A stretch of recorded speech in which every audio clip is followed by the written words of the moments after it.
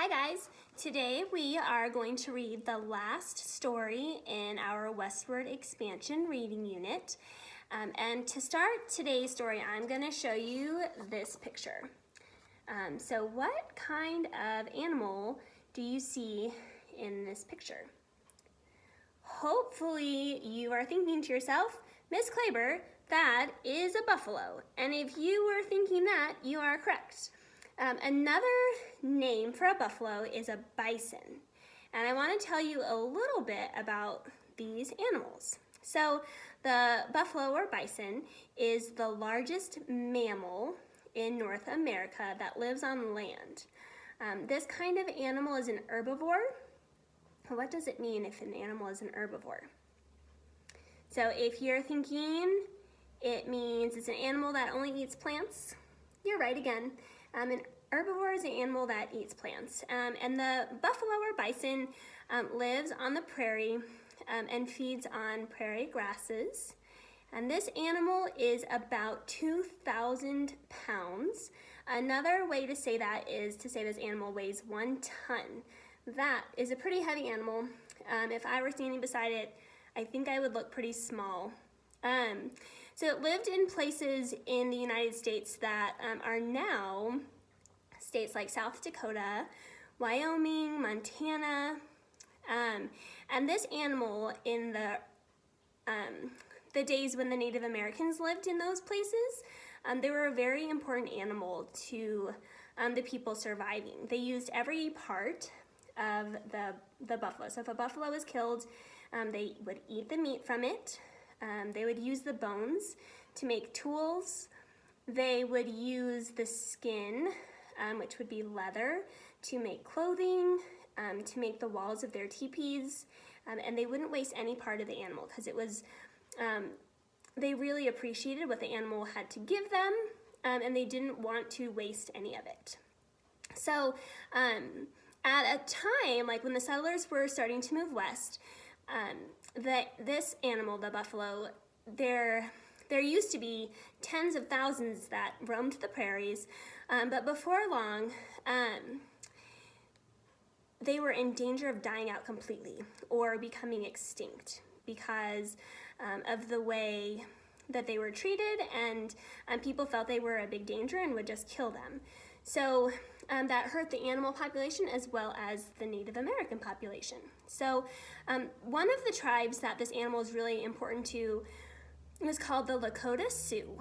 And that was a tribe that lived on the Great Plains and would travel around wherever the bison went. So that is part of the reason that they used teepees as their home, because they were easy to pack up and travel and move to a new place. So they were called nomadic Indians, nomadic Native Americans, because they traveled to get their food. They didn't just live in one place and grow crops.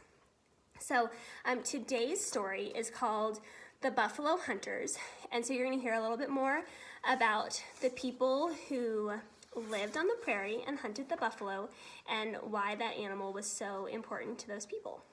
So let's start out by taking, or I guess we've already started, let's continue by taking a look at our new vocabulary for this story.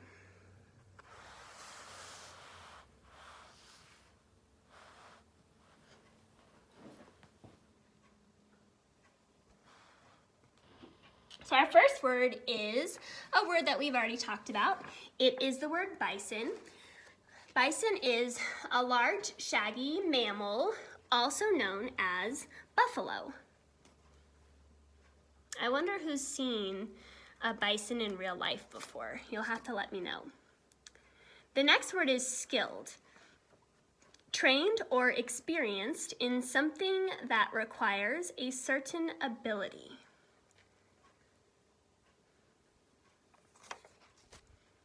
The next word is charged, ran or rushed at, sometimes as if to attack. And our last new word today, and for the unit, is the word solemnly, which means in an unsmiling or a serious manner. So, next up is the beginning of our story, the buffalo hunters. Running Fox felt the tingle of butterflies in his stomach as he sat on his horse. It was his first time hunting for bison with his tribe, and he was excited and nervous. He hoped to be able to hunt well and make his tribe proud. He saw his brother, Black Eagle, smile and nod at him as if to say, "You will be all right." Running Fox smiled a tight, nervous smile. The butterflies in his stomach felt like they were multiplying, and he could feel his heart pounding. Running Fox knew how important the bison were to his people, the Lakota Sioux. The bison were their source of life. The Lakota depended on bison meat for food and bison skins for leather and clothing. They even used the bones of the bison to make tools. Running Fox remembered his father teaching him about the bison. "The bison are sacred to our people, my son," he said. "That is why we honor their spirit and thank them for giving us their lives to help our people survive. We have always followed the great bison herds. Before we had horses, we followed the herds on foot. But now," Running Fox thought proudly, "we are great horsemen who can keep up with the bison when they try to escape. We kill only as many as we need to live. We never kill so many that the herds disappear. If the bison disappear, so will the Lakota people." Just then, Chief Red Cloud, the Lakota leader, gave the first signal. Running Fox knew exactly what to do. He and half of the hunters rode down to the bottom of the hill behind the herd, so the bison would not see them. They positioned themselves directly in the path the bison would need to take to escape when Chief Red Cloud's group charged down the hill.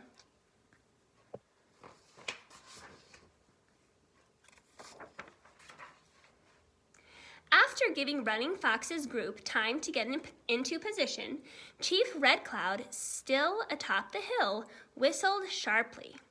At once, his hunters kicked their heels against their horses' sides and charged down the hill toward the bison. Most of the herd did not even notice the horsemen coming, but a few bulls, the huge, shaggy male bison at the edges of the herd, were on guard. They saw the riders and lifted their great horned heads, snorting loudly.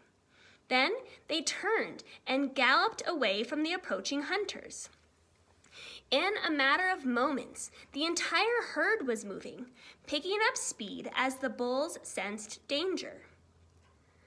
The skilled horsemen kept their balance and directed their horses by using pressure from their knees and feet, leaving their hands free for bows and arrows.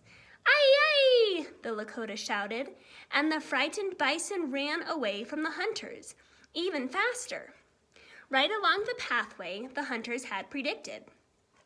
That was when Running Fox and the other hunters came riding out from behind the hill. Seeing them, the bison did not know where to go. By this time, the hunters were riding along the edges of the herd, shooting arrows. Running Fox was so secure on his horse that he felt like his horse was part of him, that the horse's legs were his legs. Nervousness forgotten, Running Fox fired one arrow and then another. A big bull bison fell to the ground. After a few more bison had fallen, Chief Red Cloud shouted, "We have enough!" He signaled to the hunters to stop. Running Fox and the other hunters turned back, allowing the remainder of the bison to thunder off. Chief Red Cloud rode over to Running Fox, put his hand on the young man's shoulder, and said, "Let us pause and thank these bison for giving themselves so that we might live." After a few minutes, Chief Red Cloud said, Now you are truly a Lakota." Running Fox grinned for just a moment. Then he remembered to look serious and grown up. Changing his expression, he nodded solemnly, or seriously, remember, to the chief and thought, Chief Red Cloud has honored me by noticing what I did today. Meanwhile, the bison moved on, slowing down as the immediate danger disappeared. Leaving some of the men to prepare the fallen bison, Chief Red Cloud signaled Running Fox to join a group of hunters who were following the bison to see where the herd was headed. Running Fox was honored to be asked to track the herd. He rode proudly behind the herd with the other, more experienced hunters. As they continued on, Running Fox suddenly realized the herd is heading straight toward the Iron Horse. Train tracks had been built right through the middle of the Lakota hunting grounds, and recently locomotives had started charging on them, hissing steam and carrying train cars with passengers.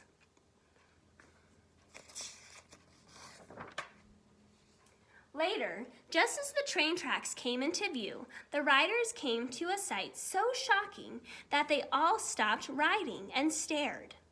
On the ground before them lay dozens of bison. Someone had killed them and taken only the best parts of the meat, leaving behind the rest of the bison. Running Fox asked a hunter next to him, "Why would someone kill in this way? Don't they know that wasting a bison is wrong?" The hunter did not answer. Running Fox turned to his chief. Chief Red Cloud's face looked as angry and stormy as his name implied. "The men who made the Iron Horse did this," he said. "It is not enough that they have come into our country, made our hunting grounds smaller, and forced us into different lands. Now they hunt the bison for sport, for fun, only taking certain parts of the bison and leaving the rest to rot. They threaten our people's lives by killing so many bison. If all of the bison die, so will our people. We cannot survive without the bison." Running Fox could see Chief Red Cloud's eyes blazing with anger as he spoke. "I have tried to tell them," the chief continued solemnly, "but they refused to listen." He turned, looked right at Running Fox, and said, "We have spoken peacefully with them, and we will do so again. I hope that this time they will listen. Otherwise, we may have further conflict with them."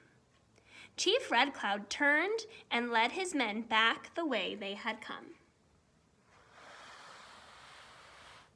So in that story, you got to hear how important the bison were to the Lakota people and how sacred they were as well, how the people treated them with so much respect and only took what they needed. And then we also heard a little bit about how when the settlers came through and the Transcontinental Railroad came through, that changed how the bison were treated and how the Lakota people were feeling. So kind of think about that and imagine if you were a person that was part of the Lakota tribe and you really believed that when you killed the bison, you should use every part of it and that it was giving its life to help you. How would you feel if the settlers were coming in and treating them in a different kind of way? So go ahead and take out your questions and answer those last few questions as we wrap up this unit.